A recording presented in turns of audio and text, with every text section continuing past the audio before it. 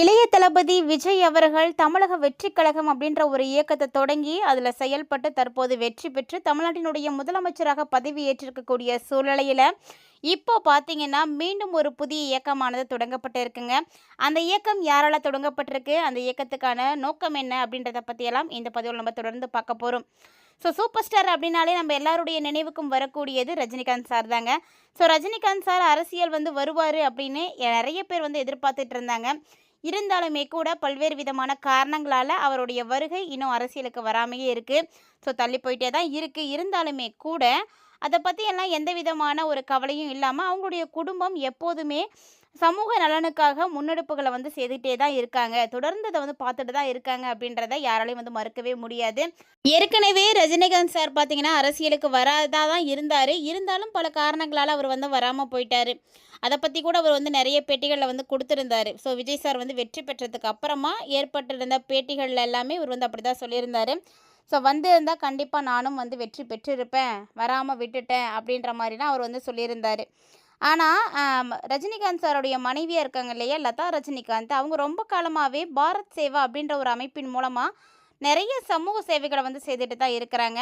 இந்த நிலையில் இப்போது அவர் மக்கள் மேடை சிட்டிசன் பிளாட்ஃபார்ம் அப்படின்ற ஒரு புதிய இயக்கத்தை தொடங்கி உள்ளதாக அறிவிப்புகள் எல்லாம் வெளியாகி இருக்குங்க. இந்த அறிவிப்பு பார்த்தீங்கன்னா ஒட்டுமொத்த தமிழகத்தினுடைய கவனத்தையுமே ஈர்த்திருக்கு அப்படின்னு தான் சொல்லணும். ஏன் எதனால் உருவாக்கியிருக்காங்க, இப்போ போய் ஏன் இந்த ஒரு அமைப்பானது உருவாகியிருக்கு அப்படின்ற ஒரு கேள்விகளும் கூடவே எழுந்திருக்குன்னு தான் சொல்லணும். அதுக்கு அவங்க கொடுத்துருக்கக்கூடிய விளக்கம் என்ன அப்படின்றத பற்றியும், இந்த சிட்டிசன் பிளாட்ஃபார்ம் அப்படின்ற இயக்கத்தின் மூலமாக ரஜினிகாந்த் சார் மீண்டும் அரசியலுக்கு வருவாரா அப்படின்றத பற்றியும் நம்ம தொடர்ந்து பார்த்து தெரிஞ்சுக்கலாம். இந்த மாதிரியான அரசியல் அப்டேட்ஸ் எல்லாம் நீங்கள் உடனுக்குடன் பார்த்து தெரிஞ்சுக்கணும் அப்படின்னு நினைக்கிறீங்கன்னா மறக்காமல் சேனலை சப்ஸ்கிரைப் பண்ணிட்டு ஃபாலோ பண்ணிக்கோங்க. யாரெல்லாம் ரஜினிகாந்த் சார் அரசியலுக்கு வரணும் அப்படின்னு ஆசைப்படுறீங்க அப்படின்றத மறக்காமல் கமெண்ட்டில் சொல்லிட்டு போங்க. லதா ரஜினிகாந்த் சார் வெளியிட்டிருக்கக்கூடிய அந்த புதிய வீடியோ பதிவு இப்போ சமூக வலைத்தளங்களில் ஒரு மிகப்பெரிய அளவில் பரபரப்பை ஏற்படுத்தியிருக்கு. அரசியல் சமூக ஆர்வலர்கள் இவங்களுடைய மத்தியில் மிகப்பெரிய விவாதத்தை கொண்டு வந்திருக்கு அப்படின்னே சொல்லலாம். லதா ரஜினிகாந்த் சார் வெளியிட்டிருக்கக்கூடிய அந்த வீடியோ பார்த்தீங்கன்னா தமிழகத்தினுடைய முன்னேற்றத்திற்காக பாடுபட நினைக்கக்கூடிய எல்லாரையுமே தங்களோட கைகோக்கும்படி அவங்க அழைப்பு விடுத்ததாக சொல்லியிருக்காங்க. இவங்க ஏன் இந்த மாதிரியான அழைப்பு எல்லாருக்கும் கொடுத்துருக்காங்க, தமிழகத்திற்காக வாங்க, நம்ம புதிய இயக்கம் தொடங்கியே இருக்கோம் அப்படின்னு இவங்க அழைப்பு கொடுத்துருக்காங்க. இது அரசியலுடைய பின்னணியாக இருக்குமா, அரசியலுக்கு வரத்துக்கான பிளானாக இருக்குமா அப்படின்ற ஒரு சந்தேகம் நிறைய பேருக்கு இருக்குது. இருந்தாலும் ஏற்கனவே பார்த்தீங்கன்னா அவங்க சமூக சேவை செய்துட்டு இருக்கக்கூடியவங்க தான். அதனால் அதை தொடர்ந்து செய்யறதுக்காக அவங்களுக்கு தேவைப்படக்கூடிய அந்த சப்போர்ட்டுக்காக கூட எல்லாத்தையும் அழைச்சிருக்கலாம். இது என்ன விஷயம் அப்படின்றது இன்னும் பெருசாக வெளியே தெரியல. இருந்தாலும் எல்லாரையும் தங்களோட கைகோர்க்கும்படி அவங்க அழைப்பு விடுத்திருக்காங்க. அந்த லதா ரஜினிகாந்தினுடைய அழைப்பு பார்த்திங்கன்னா இந்த மாநிலத்துக்காக தமிழ்நாட்டுக்காக வேலை செய்யணும் அப்படின்னு நினைக்கக்கூடிய யாராக இருந்தாலும் அத்தனை பேரும் எங்களுடைய இயக்கத்தை சேர்ந்துக்கலாம் அப்படின்னு அவங்க அழைப்பு விடுத்திருக்காங்க. நாம் எல்லாருமே ஒன்றா சேர்ந்து ஒரு பெரும் மக்கள் சக்தியாக உருவெடுக்கணும். அப்படி நம்ம மாறணும் அப்படின்னா ஒட்டுமொத்தமாக நம்ம இணைந்து செயல்படும் பொழுது பல நன்மைகளை நம்மளால் செய்ய முடியும். ஒன்றா சேருவோம், ஆக்கப்பூர்வமான காரியங்களை எல்லாம் செய்வோம் அப்படின்ற மாதிரி நிறைய மோட்டிவேஷனெல்லாம் பேசியிருக்காங்க. இவங்க சொன்ன விஷயத்தை கேட்டு ரஜினி சாருக்குன்னு நிறைய பட்டாளங்கள் இருக்க ரசிகர்கள் அவருக்கு ஒரு ஏராளமாக இருக்காங்க. அவங்க மூலியமாக இந்த இயக்கத்தை இவங்க பெருசுப்படுத்துவாங்களா அப்படின்றதும் எல்லாத்துக்குமே கேள்விக்குறியாக தான் இருக்குது. இந்த இயக்கத்தினுடைய சிறப்பு அம்சமே இது சாமானிய மக்கள் முதல் ஓய்வு பெற்ற அதிகாரிகள் வர எல்லாருக்குமே கதவுகள் திறந்தே வைத்திருக்கிறது தாங்க. யார் வேணாலும் வரலாம். பொதுவாக நீங்கள் வரக்கூடியவங்க எப்படிப்பட்டவங்களாக இருக்கணும் அப்படின்னா தமிழ்நாட்டுக்காக உங்களுடைய பங்களிப்பை செலுத்துகிறவங்களாக இருக்கணும், தமிழ்நாட்டுக்காக பணி செய்யக்கூடியவங்களாக இருக்கணும், தமிழ்நாட்டுக்காக அர்ப்பணிப்பு செய்யக்கூடியவங்களாக இருக்கணும் அப்படின்றத மட்டும்தான் அவங்க வச்சுருக்காங்க. தமிழ்நாட்டுக்கு அவங்களுடைய பங்களிப்பை செலுத்த நினைக்கக்கூடிய மூத்த குடிமக்கள், ஓய்வு பெற்ற ஐஏஎஸ் மற்றும் ஐபிஎஸ் அதிகாரிகள், ஆசிரியர்கள், அரசு அதிகாரிகள், இராணுவ வீரர்கள் அப்படின்னு நீங்கள் யாராக வேணாலும் இருக்கலாம். உங்களுடைய வாழ்நாள் அனுபவத்தை இந்த இயக்கத்துக்கு நீங்கள் பயன்படுத்திக்கிறதுக்காக இந்த அழைப்பானது விடுத்திருக்கோம் அப்படின்ற மாதிரி ஒரு சில விஷயங்களை பேசியிருக்காங்க. மட்டும் இல்லாமல் யாருக்கெல்லாம் விருப்பம் இருக்கோ எல்லாருமே எங்களோட தொடர்பு கொள்ளுங்க. தமிழ்நாட்டுக்காகவும் உங்களுடைய சொந்த தொகுதிக்காகவும் வேலை செய்யலாம். உள்ளூர் அளவில் இருக்கக்கூடிய தலைவர்கள் மாநிலத்தினுடைய நலனுக்காக நீங்கள் வேலை செய்ய வேண்டும் அப்படின்றத எங்களுடைய விருப்பமாக இருக்குது அப்படின்னு குறிப்பிட்டிருக்காங்க.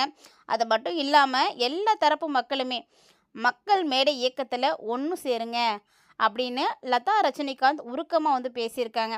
ஸோ இவங்க பேசுகிறது என்ன பின்னணி அப்படின்றது யாருக்கும் தெரியல. அரசியல் பின்னணியாகவும் இருக்கலாம். ரஜினிகாந்த் சார் சொல்லி இவங்க வந்து செய்கிறாங்களா, இல்லை இவங்களா செய்கிறாங்களா அப்படின்லாம் ஒன்றும் தெரியல.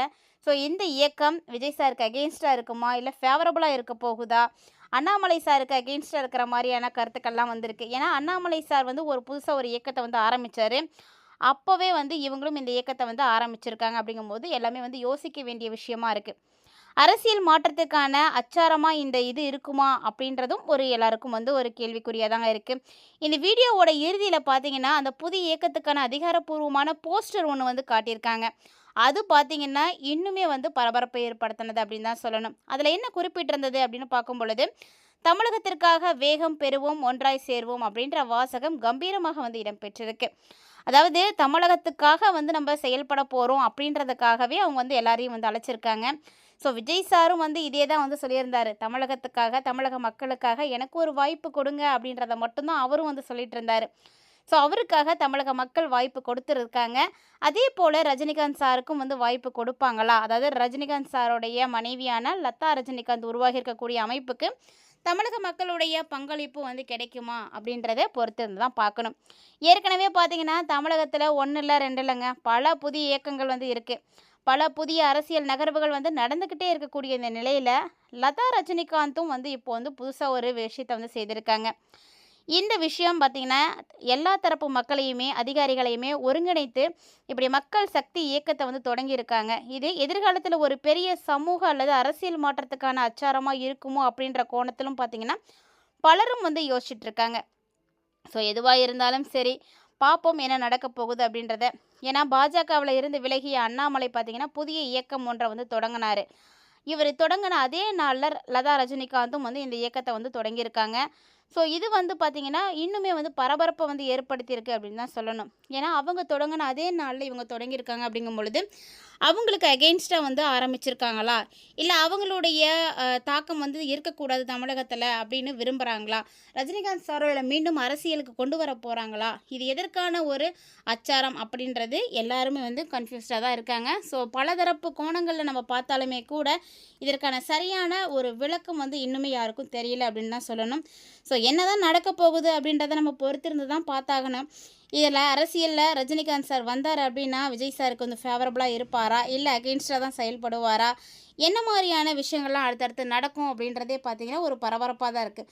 அரசியல் சார்ந்த விஷயங்களே பார்த்திங்கன்னா இப்போது வரைக்குமே வந்து புரியாத ஒரு புதிராக தான் இருந்துகிட்டு இருக்குது. இந்த சூழ்நிலையில் இப்போது இவங்க ஆரம்பிச்சிருக்கக்கூடிய இந்த இயக்கமும் பார்த்திங்கன்னா எல்லார் மத்தியிலையுமே ஒரு சலசலப்பை ஏற்படுத்தியிருக்கு. கண்டிப்பாக என்ன நடக்க போகுது அப்படின்றதெல்லாம் நம்ம பொறுத்திருந்து பார்த்து தெரிஞ்சுக்கலாம். ஸோ ரஜினி சாரோடைய வருகை தமிழகத்துக்கு இருக்கணும் அப்படின்னு யாரெல்லாம் ஆசைப்படுறீங்கன்றதை மறக்காமல் கமெண்ட் பண்ணுங்கள். வீடியோ பிடிச்சிருந்தால் லைக் பண்ணி ஷேர் பண்ணுங்கள், மறக்காமல் கமெண்ட் பண்ணுங்கள்.